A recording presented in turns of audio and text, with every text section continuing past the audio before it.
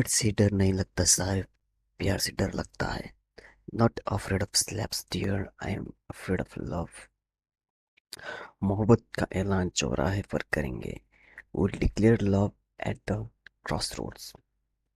बस, ट्रेन और छोकरी, इन तीनों के पीछे कभी नहीं भागना चाहिए। Bus, train and gold, don't run after this three. कुत्ते भौंकते हैं और शेर सीधा शिकार करते हैं। The dogs bark and the lion hunts straight. खुद की गली में तो कुत्ता भी शेर होता है। A dog is also a lion in its own street. डर के आगे जीत है। Victory is beyond fear.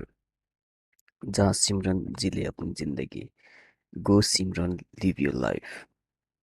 नाम तो सुना ही होगा। You must have heard the name. इसी प्रकार अंग्रेजी सीखने के लिए इस पेज को फॉलो करें, और यदि किसी टॉपिक के बारे में आप जानना चाहते हैं तो कमेंट करके ज़रूर बताएं। Thank you.